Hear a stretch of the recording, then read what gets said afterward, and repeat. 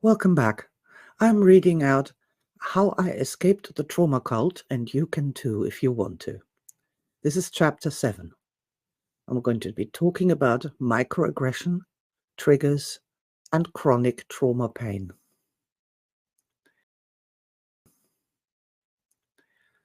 The Western world suffers from chronic trauma pain thanks to psychology, the reductionist materialistic paradigm of trying to explain the world with only 5 senses, and the underlying inherited structure of you have to descend to ascend. There is another factor at play which I find fascinating, and unusually for me, this comes from the realms of physical medicine. Here we have many people who suffer from chronic physical pain that seems to have no medical cause. It is actually extraordinary just how many people go to their doctors and garner the diagnosis of medically unexplained symptoms, or MUS. In the current system, where there is no spirit, just mind and body, these patients get sent from the doctor to the psychologist, but the pain does not recede, so they go back to the doctor, who sends them back to the psychologist. And round it goes, another fish tank of insanity, where the patient, who's trapped in that vicious cycle, gets ever more stressed, ever more desperate, ever more destabilized in their totality. A medical doctor who treats these patients tells me that the constant focus by the patient on the pain signals creates ever stronger pathways in the neurology, and the more the patient focuses on the pain, which is perfectly normal, the stronger the pain signals get, and the more sensitized the patient becomes over time. As there are no pills or any other type of mechanical or physical intervention that work to help these patients, this doctor teaches them to focus on different parts of their body in order to build different pathways. I suggested that it would work to teach these patients to draw a spiral in the palm of their hand as a place of focus. But as we were chatting about this, I was of course thinking how the trauma victims do exactly the same thing. After an entire lifetime being totally immersed in the trauma cult and being trained all the way and every day to focus only on trauma as the explanation for everything, joining up in echo chambers where trauma is shared, bred, multiplied, what pathways have been built here? What train tracks in the physical brain? We may well wonder. What I want us to take away from this is the understanding that what we focus our attention on will become highlighted, and over time will make us not only experience more and more pain, but it will also make us much more sensitive than we were before, and get triggered into pain experiences quicker, easier, and more profoundly. What we have here is the structural explanation for the emergence of microaggression in the Western world.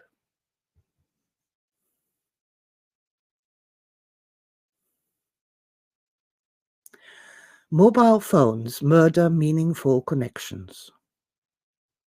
In 2012, I became so worried about the state of the population in the Anglosphere that I created the first modern stress management program, which explains the modern energy chart and, most importantly, teaches ways to raise energy to become stronger, smarter, and healthier.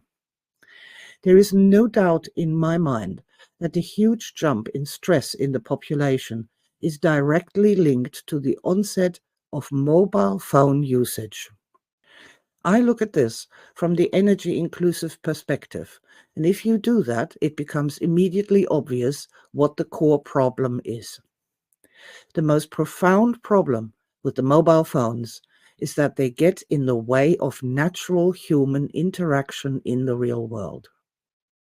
Human beings have real living energy bodies, and these are designed to exchange energy with other human beings.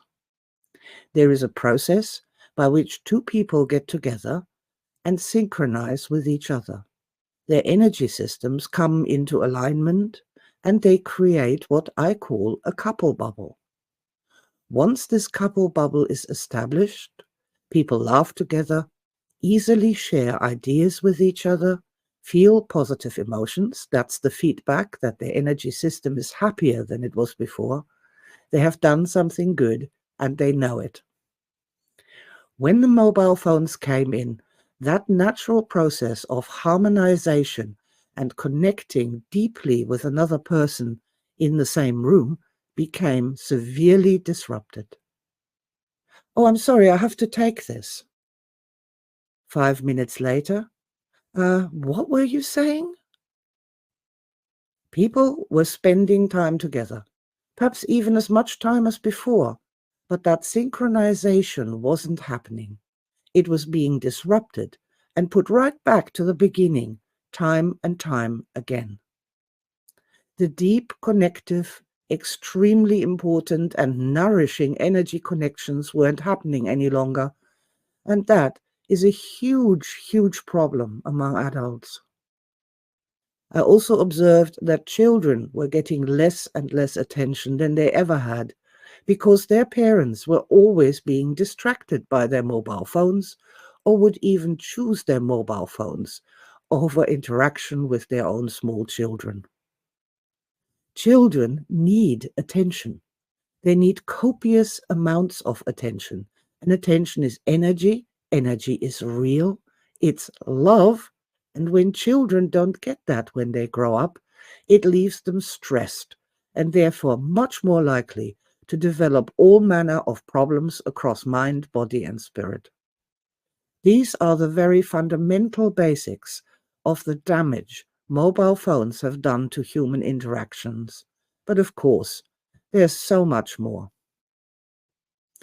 Endless streams of stress-crazy and stress-inducing micro-injections into the human totality, all day long, all the time, and it doesn't stop, ever.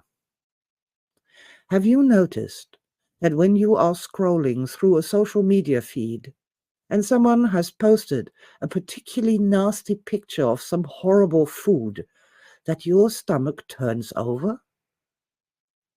And that picture of the nasty food is just one of how many millions you have seen. And your totality reacted to every image in some way. A clenching up here, a firing of something there, an emotion, an energy sensation, a thought. It is incalculable what we have done to our totalities by doing this for years on end. What is easily calculable, however, is how much more stressed the entire population has become. And now we are in real trouble in the trauma cult, because the question of why are we so stressed can only have one single answer. It's because we've been traumatized. You're questioning reality? Must have been a childhood trauma with your father. You're anxious? Tell me about your trauma. You're paranoid? What trauma caused this? You are angry? Oh, you must have been so traumatized by all those terrible things that were done to you. Whose fault is this?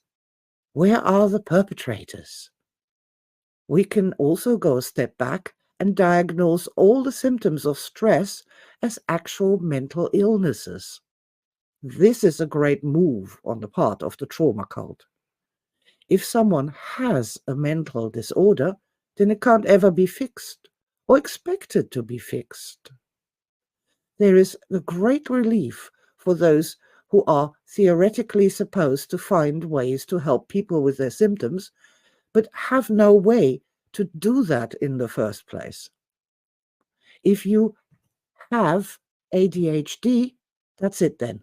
That's the explanation for your symptoms, and now you can go on happily ever after with your ADHD, never get better, never expect to get better.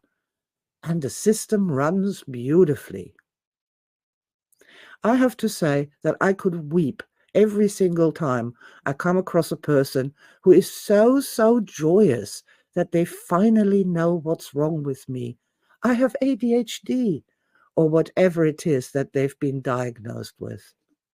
Clearly, any diagnosis that explains what's going on is going to produce that happy response. But you know what? I predict if you check back on their happiness status for more than 2 weeks, we might just find that this initial apparent gain has flattened out and their lives aren't any happier at all, nor have their symptoms receded in any meaningful way. The fact is that every normal human being, when they become stressed enough, will reliably produce all the symptoms of real mental illness. I have said for a long time that we need to de-stress people first of all. When we do that, we take out all the normal people who have absolutely nothing wrong with them, apart from the fact that some kind of stress has literally driven them crazy. What we are left then are the people who really do have a mental illness. And now we can study those and learn something significant. We need to redo every experiment, every research study ever in both psychology and medicine, and account for the stress levels of the participants. Then we might learn something that is of use downstream for the general population. Returning to the highly stressed population, whose stress was directly exacerbated by the onset of mobile phones, and who had been pre-programmed to filter for trauma and grievances, the question arose how to avoid the pain of negative emotions. How do you not have negative emotions? Why, if your trauma wasn't triggered, then you could live happily ever after. Welcome to political correctness.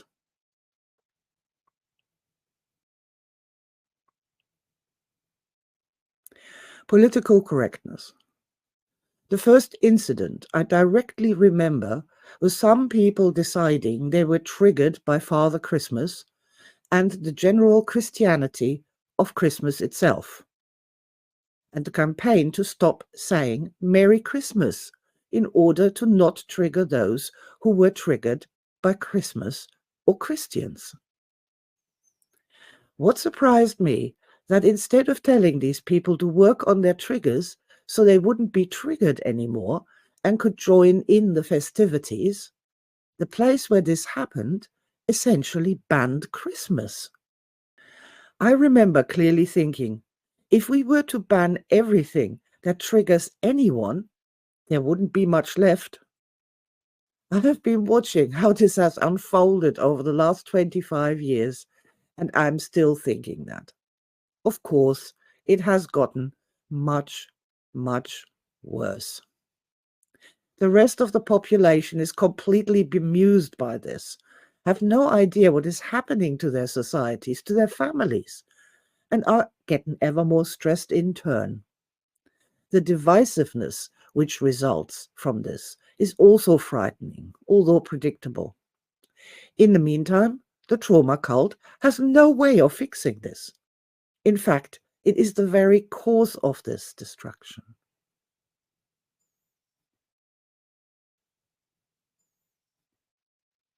A few statistics. 1 in 5 children and young people in England, aged 8 to 25, had a probable mental disorder in 2023. The Mental Health of Children and Young People in England 2023 report, published by NHS England, found that 20.3% of 8 to 16-year-olds had a probable mental disorder. Among 17 to 19-year-olds, the proportion was 23.3%, while in the 20 to 25-year-olds, it was 21.7%.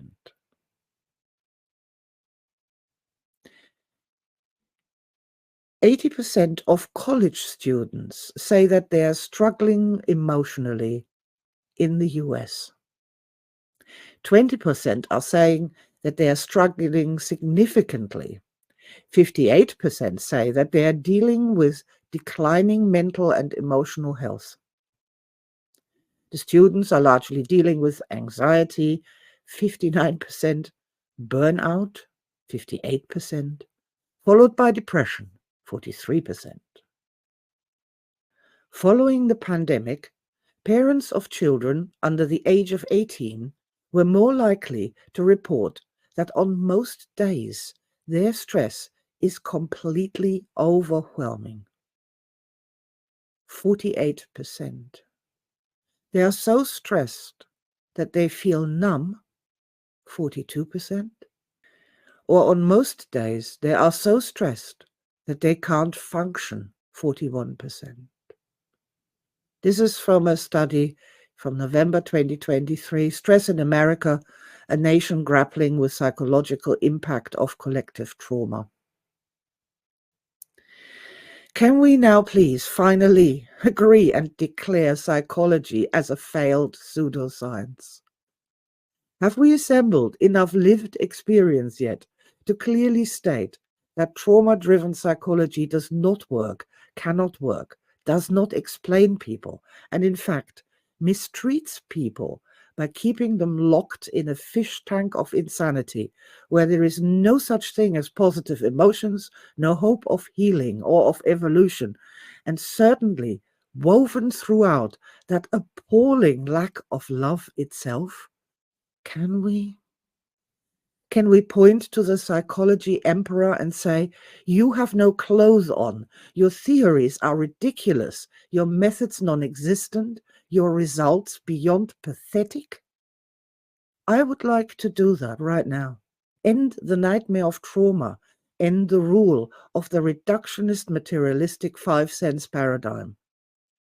Do it now, or we will be standing in the ruins of societies that took a long time and a lot of effort to build, to get us to a place where we are no longer starving physically, but where, through the lack of love itself, we have created a concentration camp for our very spirits.